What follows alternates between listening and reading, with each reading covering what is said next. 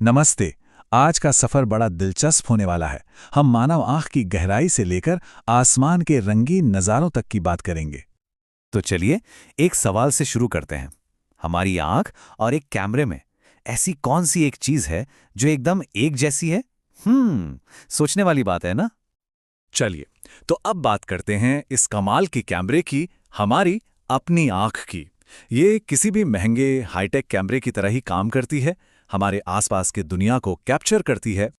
तो इसका जो सबसे बेसिक प्रिंसिपल है वो क्या है? जैसे कोई कैमरा लाइट को एक सेंसर पे फोकस करता है ना, ठीक वैसे ही हमारी आंख का लेंस सिस्टम सारी रोशनी को रेटिना नाम के एक पर्दे पर फोकस कर देता है। अब ये कॉर्निया क्या है? ये हमारी आंख का, समझिए, मेन गेट है। ये जो सबसे बाहरी साफ परत होती है ना, यही आंख में आने वाली ज्यादातर रोशनी को मोड़ने का काम करती है। मतलब सबसे पहला और सबसे पावरफुल लेंस यही है। अच्छा, अब आते हैं आइरिस और पुतली पर। ये बहुत दिलचस्प है। आइरिस, जो आंख का रंगीन हिस्सा होता है, वो असल में एक ऑटोमेटिक पर्दे की तरह काम करता है। ज्यादा रोशनी में पुतली को छोटा कर देता है और कम रोशनी में बड़ा, बिल्कुल किसी कैमरे के अपर्चर की तरह। कमाल है ना? और फिर आती है रेटिना। इसे कह सकते हैं हमारी आंख वाले कैमरे की फिल्म या डिजिटल सेंसर। यहीं पर असल में तस्वीर बनती है। ये लाखों लाइट सेंसिटिव सेल से बनी एक पतली सी झिल्ली होती है जो रोशनी पड़ते ही दिमाग को इलेक्ट्रिक सिग्नल भेज देती है। अब बात करते हैं आंख की एक ऐसी सुपर पावर की जिसके आगे बड़े बड़े एडवांस कैमरे भी फेल हो जाते हैं, और वो है इसका इंस्टेंट परफेक्ट ऑटो फोकस। तो ये ऑटो फोकस होता कैसे है? ये स्लाइड बहुत अच्छे से समझा रही है। देखिए, छोटी छोटी मांसपेशियां हैं जो आंख के लेंस को खींचकर या ढीला छोड़कर उसका आकार बदल देती हैं। जब हम दूर देखते हैं तो लेंस पतला हो जाता है और पास देखते ही मोटा। इसी कमाल की क्षमता को समंजन या अकोमोडेशन कहते हैं। तो इसका मतलब क्या हुआ? इसका मतलब ये है कि एक सेहतमंद आंख के लिए करीब 25 सेंटीमीटर की दूरी सबसे सही होती है, किसी भी चीज को बिना जोर डाले साफ साफ पढ़ने या देखने के लिए। इसे ही निकट बिंदु या नियर पॉइंट कहते हैं। लेकिन हमेशा सब कुछ परफेक्ट नहीं होता, है ना? कभी कभी हमारे इस कमाल के कैमरे को भी थोड़ी मदद चाहिए होती है। तो चलिए, अब देखते हैं कुछ आम नजर के दोषों को और उन्हें कैसे ठीक किया जाता है। यहां पर 3 सबसे कॉमन प्रॉब्लम्स को दिखाया गया है। पहला है मायोपिया, यानी निकट दृष्टि दोष। इसमें पास का तो साफ दिखता है पर दूर का धुंधला, क्योंकि इमेज रेटिना से पहले ही बन जाती है।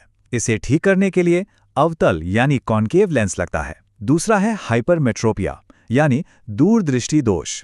इसमें दूर का साफ दिखता है पर पास का धुंधला, क्योंकि इमेज रेटिना के पीछे बनती है। इसके लिए उत्तल यानी कॉन्वेक्स लेंस चाहिए। और तीसरा है प्रेसबायोपिया, जो ज्यादातर उम्र के साथ होता है, जब पास की चीजों पर फोकस करना मुश्किल हो जाता है।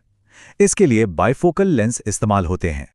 तो अब तक हमने अपनी आंख यानी इस बायोलॉजिकल कैमरे को तो समझ लिया। अब चलते हैं उस रंगीन दुनिया की तरफ जिसे ये कैमरा देखता है। और इस कहानी की शुरुआत होती है एक सिंपल से कांच के प्रिज्म से। इस घटना को कहते हैं विक्षेपण या डिस्पर्जन। जब सफेद रोशनी एक प्रिज्म से गुजरती है तो वो अपने सारे रंगों में टूट जाती है, और ये खूबसूरत सी घटना ही इंद्रधनुष जैसे कई कुदरती नज़ारों के पीछे का राज है। ये बात सबसे पहले सर आइजैक न्यूटन ने बताई थी कि सूरज की सफेद रोशनी असल में कोई एक रंग नहीं बल्कि इन 7 रंगों का एक मिक्सचर है, विबजियोर, जिसमें लाल रंग सबसे कम उड़ता है और बैंगनी रंग सबसे ज्यादा। तो फिर इंद्रधनुष कैसे बनता है? सोचिए, बारिश के बाद हवा में लटकी पानी की हर एक बूंद एक नन्हे से प्रिज्म का काम करती है। सूरज की रोशनी जब बूंद में घुसती है तो वो रंगों में टूट जाती है, फिर बूंद के अंदर से टकराकर वापस लौटती है, और जब वो बूंद से बाहर निकलती है तब वो रंग हमारी आंखों तक पहुंचते हैं, और लाखों बूंदें मिलकर आसमान में वो शानदार इंद्रधनुष बना देती हैं। चलिए, अब प्रकाश के इसी ज्ञान का इस्तेमाल करके कुछ और रोजमर्रा के रहस्यों को सुलझाते हैं, जैसे कि आसमान नीला क्यों होता है? हाँ, एक और बहुत कॉमन सवाल, तारे तो टिमटिमाते हैं पर ग्रह नहीं, ऐसा क्यों होता है? इसका जवाब छिपा है हमारे वायुमंडल यानी एटमॉस्फेयर में और दूरी में। ये स्लाइड बहुत अच्छे से फर्क समझा रही है। देखिए, तारे हमसे बहुत बहुत दूर हैं, इसलिए वो रोशनी के एक छोटे से बिंदु जैसे दिखते हैं। जब उनकी रोशनी हमारे वायुमंडल से गुजरती है तो हवा की अलग अलग परतों की वजह से वो बार बार मुड़ती है और हमें वो टिमटिमाते हुए दिखते हैं।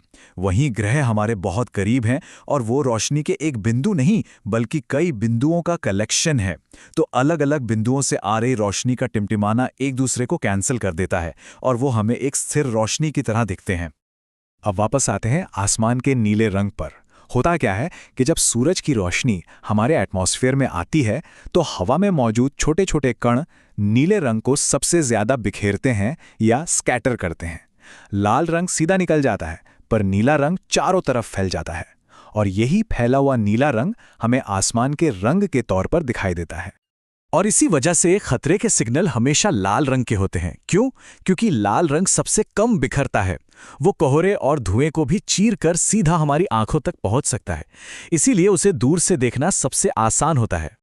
और आखिर में एक बहुत ज़रूरी बात जो इस पूरी साइंस को इंसानियत के एक खूबसूरत पहलू से जोड़ती है, नेत्रदान से किसी की दुनिया रोशन हो सकती है। दान की गई आंखों का एक जोड़ा कॉर्नियल अंधापन से जूझ रहे 4 लोगों तक को देखने का अनमोल तोहफा दे सकता है। ये याद दिलाता है कि देखने की ये क्षमता कितनी कीमती है।